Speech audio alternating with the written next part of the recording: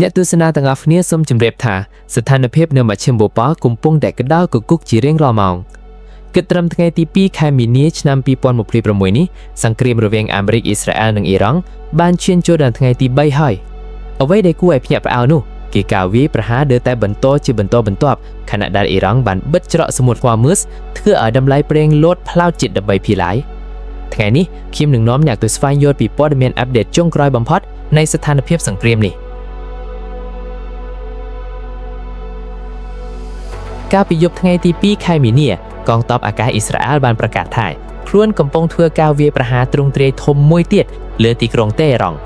នេះជាការវាយប្រហារជាបន្តបន្ទាប់បន្ទាប់ពីការវាយប្រហារដែលបានចាប់ផ្ដើមកាលពីថ្ងៃសៅរ៍យន្តហោះចម្បាំងជាង100គ្រឿងបានចូលរួមនឹងការវាយប្រហារនេះដោយផ្ដោតលើអគាររបស់កងទ័ពអាកាសអ៊ីរ៉ង់បញ្ជាការមីស៊ីលនិងកងកម្លាំងសន្តិសុខផ្ទៃក្នុងពេលដំណើរគ្នានេះដែរមានរបាយការណ៍ថាមូលដ្ឋានទ័ពអាកាស RAF អាក្រូធីរីរបស់ចក្រភពអង់គ្លេសនៅក្នុងប្រទេសស៊ីបត្រូវបានយន្តហោះគ្មានមនុស្សបែប UAV វាយប្រហារបុគ្គលិកនៅមូលដ្ឋានត្រូវបានជម្លៀសហើយមានសារជាអក្សរផ្ញើប្រាប់ថាមានការគំរាមកំហែងសន្តិសុខនិងយន្តហោះគ្មានមនុស្សបើកទុយមួយបានប៉ះទង្គិចនឹងអាកាសយានដ្ឋានមិនទាន់មានអ្នកស្លាប់ទេប៉ុន្តែខូចខាតបន្តិចបន្តួច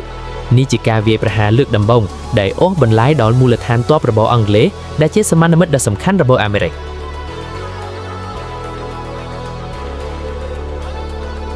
សង្គ្រាមនេះមិនត្រឹមតែប៉ះពាល់ផ្នែកយោធាប៉ុណ្ណោះទេថែមទាំងប៉ះពាល់យ៉ាងធ្ងន់ធ្ងរដល់សេដ្ឋកិច្ចពិភពលោកទៀតផងតម្លៃប្រេង Brent បានកើនឡើងដល់ទៅ 13% ក្នុងការជួញដូរនៅអាស៊ីដោយឡើងដល់ $80.20 ក្នុង1បារ៉ែលអ្នកជំនាញប្រុងប្រយ័ត្នថាប្រសិនបើស្ថានភាពនៅតែបន្តតម្លៃប្រេងអាចឡើងដល់$100ឬសូម្បីតែ$120ក្នុង1បារ៉ែលភាគហ៊ុនរបស់ក្រុមហ៊ុនអាហារចរកាន់តាសរបស់អូស្ត្រាលីក៏ធ្លាក់ចុះជាង 10% ដែរ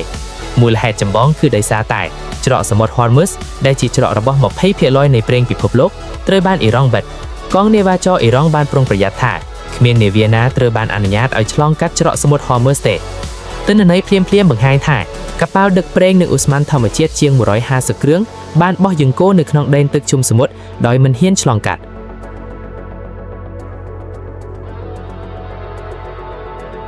គិតត្រឹមថ្ងៃនេះចំនួនអ្នកស្លាប់និងរងរបួសមានការកើនឡើងគួរឲ្យព្រួយបារម្ភ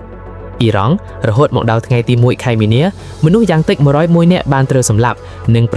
747នាក់ផ្សេងទៀតរងរបួសក្នុងនោះមានអ្នកស្លាប់ជាង160នាក់នៅក្នុងការវាយប្រហារលើសាលាប្រថមសិក្សាកុមារីមួយកន្លែងនៅទីក្រុងមីណាប់ភាគខាងត្បូងអ៊ីរ៉ង់ចំនួនអ្នកស្លាប់នៅក្នុងហេតុការណ៍នេះបានកើនឡើងទៅ165នាក់អាមេរិកទាហានអាមេរិក3នាក់និង5នាក់ទៀតរងរបួសធ្ងន់នៅក្នុងប្រតិបត្តិការ Epic Fury លោក Trump បានប្រុងប្រយ័ត្នថាអាចនឹងមានអ្នកស្លាប់ច្រើនជាងនេះទៀតអ៊ីស្រាអែលយ៉ាងហោចនឹង1នាក់ត្រូវបានសម្លាប់នៅក្នុងការវាយតបរបស់អ៊ីរ៉ង់រួមទាំងការវាយប្រហារលើសាលាប្រជុំមួយនៅក្រុង Bet Shemesh ដែលបណ្ដាលឲ្យ9នាក់ស្លាប់សហរដ្ឋអាមេរិកអ៊ីរ៉ាក់3នាក់ត្រូវបានសម្លាប់កូវ៉ែត1នាក់ត្រូវបានសម្លាប់ហ្វីលីពីនពលរដ្ឋហ្វីលីពីនម្នាក់ឈ្មោះ Mary Ann V De Vera អាយុ32ឆ្នាំត្រូវបានសម្លាប់នៅក្នុងការវាយប្រហារដោយមីស៊ីលនៅ Tel Aviv ក្រោយពីការស្លាប់របស់លោក Khamenei អ៊ីរ៉ង់បានបង្កើតក្រុមប្រឹក្សាដឹកនាំបណ្ដោះអាសន្នដើម្បីគ្រប់គ្រងប្រទេសក្រុមប្រឹក្សានេះរួមមានប្រធានាធិបតី Masoud Pezeshkian និងមន្ត្រីជាន់ខ្ពស់ដទៃទៀតគេបានប្រជុំគ្នាជាលើកទី2ហើយដើម្បីគ្រប់គ្រងស្ថានភាពរដ្ឋមន្ត្រីការបរទេសអ៊ីរ៉ង់លោក Abbas Araghchi បាននិយាយថាមេដឹកនាំកម្ពុជាថ្មីមួយនឹងត្រូវជ្រើសរើសយ៉ាងឆាប់ក្នុងរយៈពេល1ឬ2ថ្ងៃទៀតដើម្បីបង្ហាញពីស្ថិរភាពនិងការដឹកនាំទៅមុខអ៊ីរ៉ង់បានស្បត់ថានឹងសងសឹកនិងបន្តការវាយប្រហារតបទៅលើអ៊ីស្រាអែលនិងមូលដ្ឋានទ័ពអាមេរិកនៅក្នុងតំបន់មន្ត្រីជាន់ខ្ពស់អ៊ីរ៉ង់បានប្រុងប្រយ័ត្នថាអ្នកបានរំលងបន្ទាត់ក្រហមរបស់យើងហើយត្រូវបង់ថ្លៃ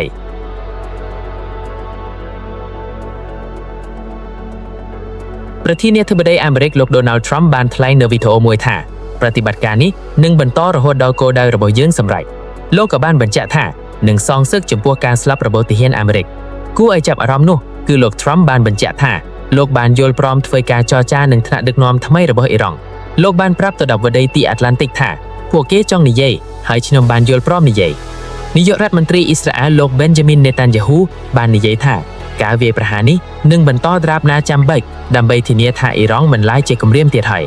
ក្នុងពេលដំណើរគ្នានេះឯងការស្ទាបទងពីសំណាក់ Reuters និង Ipsos បានបង្ហាញថាមានតែ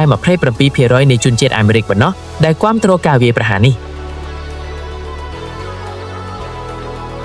ព្រឹត្តិការណ៍នេះបានធ្វើឲ្យសហគមន៍អន្តរជាតិមានការព្រួយបារម្ភនិងបែកច្នៃគ្នារុស្ស៊ីបានថ្កោលទោសការវាយប្រហារនេះជាសកម្មភាពឈ្លានពានដោយប្រដាប់អាវុធដោយចេតនាចិនបានអាមកាយឲ្យបញ្ឈប់សកម្មភាពយោធានិងត្រឡប់ទៅការចរចាវិញបារាំងអាល្លឺម៉ង់និងចក្រភពអង់គ្លេសបានបញ្ជាក់ថាពួកគេមិនបានចូលរួមនឹងការវាយប្រហារនេះទេប៉ុន្តែបានសម្ដែងការត្រៀមខ្លួនធ្វើការជាមួយសហរដ្ឋអាមេរិកដើម្បីទប់ស្កាត់ការវាយប្រហាររបស់អ៊ីរ៉ង់នាយករដ្ឋមន្ត្រីអង់គ្លេសលោក Keir Starmer បានយល់ព្រមឲ្យអាមេរិកប្រើប្រាស់មូលដ្ឋានទ័ពអង់គ្លេស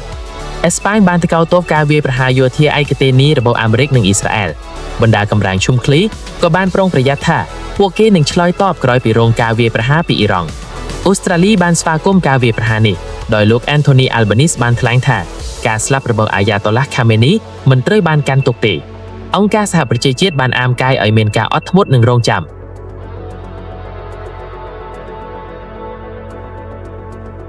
ក្នុងប្រទេសអ៊ីរ៉ង់ស្ថានភាពគឺស្មុគស្មាញណាស់តាមដំណើរផ្លូវនៅទីក្រុងតេហេរ៉ង់គឺស្ទើរតែស្ងប់ស្ងាត់ដោយសារប្រជាជនពួនស្វែងរកទីជម្រកប៉ុន្តែនៅតាមទីក្រុងមួយចំនួនទៀតដូចជា Karaj, Izeh និង Ras មានប្រជាជនអ៊ីរ៉ង់មួយចំនួនបានចេញមកប្រារព្ធពិធីហើយសប្បាយរីករាយចំពោះការស្លាប់របស់លោក Khamenei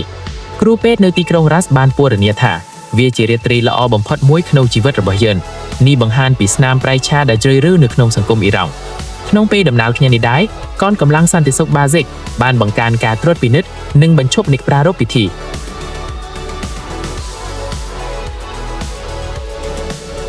សរុបមកវិញស្ថានភាពនៅមជ្ឈិមបូប៉ាកំពុងតែនៅក្នុងចលខ្លាំងបំផុត